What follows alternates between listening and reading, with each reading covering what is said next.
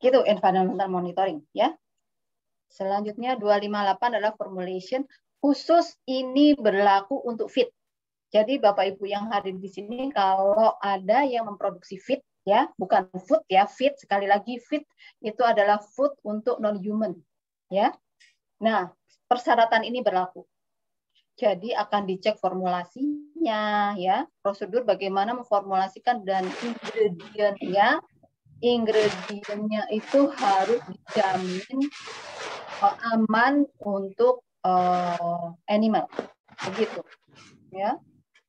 Itu khusus untuk feed persyaratan. Yang food ini tidak berlaku. Transport delivery khusus untuk logistik. Ini berlaku Ibu untuk Retno, khusus. mohon izin, Ya. ada pertanyaan dari Bapak Suwandi Raharjo. Ya. Apa? Di dalam chatting Pak Suwandi ada pertanyaan tentang food safety culture requirement, apakah bisa masuk dalam kebijakan food safety? Oh, ya. Terima kasih, Bu. Ini saya close ya. Saya close. Oke, Pak, terima kasih. Bisa, Pak, food safety culture. Salah satu tadi yang saya sebutkan adalah bagaimana menunjukkan komitmen dari top manajemen untuk mengembangkan food safety culture di organisasi atau di perusahaan. Tentu pasti awalnya akan dimunculkan bisa jadi di food safety object, food safety policy, ya, policy dulu ya, di policy, lalu bisa diturunkan ke objektif, ya. Nah, dari objektif kan kalau 22.000 harus ada action plan tuh. Nah, bisa diturunkan ke action plan-nya apa saja. Tadi action plan-nya saya sudah menyebutkan beberapa. Bisa ada meeting, ada regular briefing, ada audit GMP, ya, audit GMP rutin. Itu salah satu mengembangkan food safety culture. Oke, Bapak, ya. Itu jawaban saya. Demikian Pak Suwandi. Lanjut cek. Oke. Saya kembali ke slide ya, 259. 259 ini khusus untuk yang Bapak Ibu perusahaannya logistik ya. Jadi transport, delivery, warehouse, distribution harus menjamin produk yang ditransportkan itu dalam kondisi yang tetap terjamin kondisinya utuh, tidak merusak atau mengurangi safe life. Baru saja saya juga kemarin 2 hari lalu ada salah satu klien yang bertanya tentang bagaimana Bu untuk penerapan FSSC di transport and delivery gitu. Nah, itu saya jelaskan, tapi berhubung saya bilang, tapi saya tidak bisa ya, jadi auditor saya tidak punya code untuk ini gitu ya. Tapi saya sekarang sudah mulai diminta tuh, Bu, kami ini memiliki warehousing ya. Kami memiliki warehouse, distribution, logistik pihak ketiga. Dan customer itu meminta, karena yang ngirim kan pihak ketiga, ya kan? Kita yang produksi. Tapi transportasinya pakai logistiknya itu pakai perusahaan logistik, dan dia yang mengantarkan produk itu sampai ke konsumen. Nah, konsumen ini meminta, karena semua harus dijamin kondisinya baik sampai sana. Jalur distribusi ini juga FSSC. Nah, itu dasar kemarin mereka diskusi dengan saya. Oke, berikutnya kenapa sering hang saya ini komputer? Oke, 2510 ini baru. Persyaratan ini baru di FSSC 51, tapi berlaku untuk semua. Walaupun judulnya storage and warehousing, ya, tapi ini berlaku untuk semua. Jadi berkaitan dengan gudangnya Bapak Ibu, mau gudang material, gudang bahan kimia, maupun gudang finish good, gitu, ya. Nah, yang penekanannya di sini adalah bagaimana menjamin implementasi FIFO dan FIFO itu berjalan baik di material, ya, di chemical. Ya, chemical itu kan ada chemical yang proses, ada chemical non proses, ya kan? Bisa jadi kan contoh nih, di perusahaan yang mengandalkan reaksi kimia, HCl NaOH chemical process. Tapi di perusahaan lain HCl NaOH mungkin chemical non process, hanya untuk sanitasi. Gitu, ya. Nah, itu sama. Jadi ini berlaku untuk gudang, mulai dari raw material, ya, supporting material, packaging material, finish good. Bagaimana menjamin yang akan diaudit adalah menjamin FIFO dan FIFO itu pengeluaran produk berjalan dengan FIFO dan FIFO. Nah, yang agak sulit memang biasanya untuk bulk material, ya. Bulk material. Ya, bagaimana bulk material? Ya mau ya silahkan dipikirkan sistemnya supaya persyaratan ini bisa berjalan. Begitu, ya. Nah, di yang bawah yang digaris bawahin itu, ya, yang diberikan garis bawah khusus untuk yang berkaitan dengan slaughter itu apa ya? Pemotongan hewan ya, slaughter ya. Jadi khusus kalau Bapak Ibu yang hadir di sini mungkin ada yang prosesnya berkait proses untuk pemotongan hewan sampai penyediaan daging beku, ya. Jadi harus ada ketentuan yang jelas berapa lama dan suhu berapa dari sejak pemotongan itu proses itu selesai dan harus sampai dibekukan. Nah, itu ada ketentuannya, harus jelas. Ya pastinya harus dengan dasar validasi regulasi atau validasi internal. Oke, ya 2510. 2511 ini juga baru, tapi berlaku untuk kategori I itu kalau yang memproduksinya kemasan. Kategori C1 kalau yang memproduksinya ya perishable product ya. C1 itu animal atau apa saya lupa, kayaknya animal deh, bukan yang vegetable. Ya. Saya tidak tahu apakah di sini ada yang hadir itu yang dari perusahaan kemasan ya.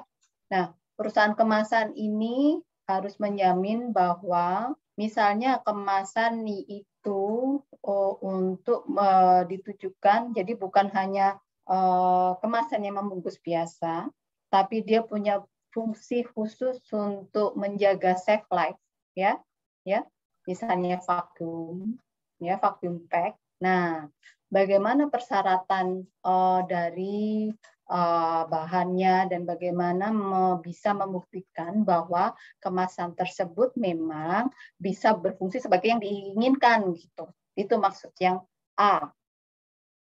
Begitu. Sedangkan yang bawah harusnya B ini ya, saya salah.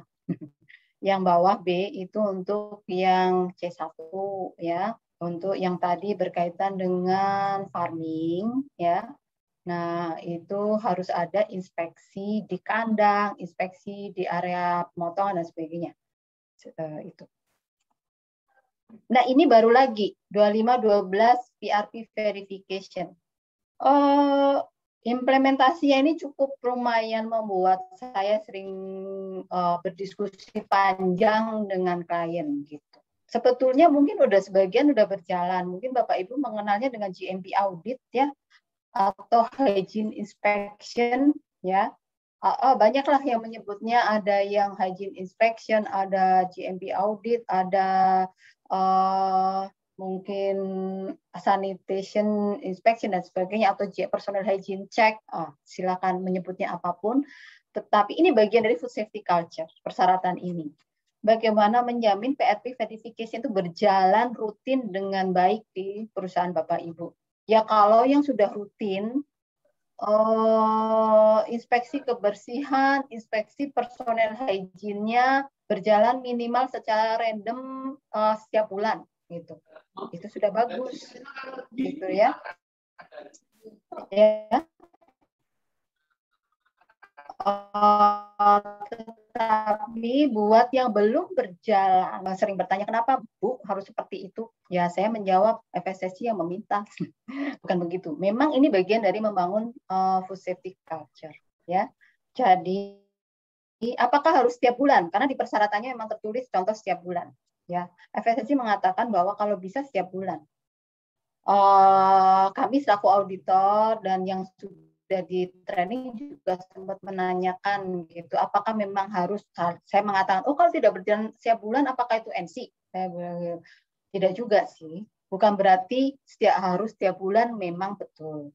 Tapi yang akan kita cek adalah efektivitasnya. Ya, contoh saja, misalnya nih, berjalan 6 bulan sekali GMP audit mencakup semuanya. Dalam satu kali audit langsung gudang, perusahaan produksinya mungkin ada beberapa 3 plant, lingkungan, area limbah, Nah, tapi kami lihat pada saat audit ternyata PRP itu masih belum berjalan efektif. Gitu. Artinya apa? 6 bulan tidak cukup untuk melakukan PRP check ini, PRP inspection ini. Begitu. Tapi misalnya berjalan 6 bulan sekali, namun di semua tempat dibuktikan itu sudah berjalan dengan baik, personel hygiene-nya tertib, ya, terus kebersihan sanitasi bisa dijaga dengan baik, penjagaan suhu, monitoring suhu bisa berjalan dengan baik dan sebagainya. Artinya apa? Berarti 6 bulan itu sudah memadai karena semua orang di situ sudah terbentuk safety culture-nya dan bisa mengikuti. Gitu. Sekali lagi, walaupun di situ disebutkan monthly, tidak wajib monthly, tapi kita akan dicek di lapangan efektivitas dari pelaksanaan PRP-nya. Gitu. Tapi ini wajib harus ada PRP verification. Sekarang wajib harus ada. Ada yang tanya ke saya, Bu, kalau jadi bagian internal audit, tergantung Bapak Ibu, organisasi Bapak Ibu internal audit setiap kapan? Setiap tahun. Itu akan jadi pertimbangan pasti. Kalau PRP verifikasinya digabungkan internal audit dan itu hanya setahun sekali. Itu udah bisa potensi MC. Begitu ya. Oke. Nah, ini lagi yang baru, product development. Dulu ya, sebelum ini ya, sebelum versi yang ini, product development itu relatif tidak teraudit ya. Nah, sekarang ada klausul khusus product development. Kategori product development itu termasuk juga bukan berarti totally new product. Misalnya kemasannya ganti ya, kemasannya ganti dari yang apa menjadi kemasan yang lebih baik untuk meningkatkan shelf life, itu juga sudah kategori product development gitu ya, atau perubahan dari besar menjadi kemasan kecil, itu juga bisa masuk kategori product development. Penekanannya adalah sebetulnya bukan tidak terlalu rumit. Intinya ini seperti change management. Bila ada suatu perubahan terhadap produk maupun proses, harus ada rencana bagaimana mengimplementasikan perubahan itu dengan baik. Ya, dari mulai kenapa itu harus berubah, terus apa saja dampaknya ke proses dan ke orang yang melaksanakan tentunya, ya. Terus ada kebutuhan perubahan SOP apa, perubahan spek apa, terus bagaimana memberikan training ke mereka yang terkait, ya. Apalagi kalau misalnya melibatkan ada suatu mesin baru, ya contoh tadi dari kemasan besar ke kemasan kecil. Jadi sekali lagi bagaimana merencanakan product development atau perubahan-perubahan terkait dengan produk dan proses ini bisa berjalan di lapangan dengan baik dari segi ya mesinnya, metodenya, orangnya di training bagaimana, dan resource apa lagi yang dibutuhkan, begitu. Intinya sih seperti itu, seperti change management. Ya, itu. Oke, yang selanjutnya adalah health status ini berkaitan khusus untuk D itu fit ya. Jadi yang sebelumnya tidak dipersyaratkan secara khusus untuk sering membingungkan apakah perlu ada tes kesehatan untuk pekerja-pekerja untuk fit manufacturing. Nah, ini lebih ditekankan lagi.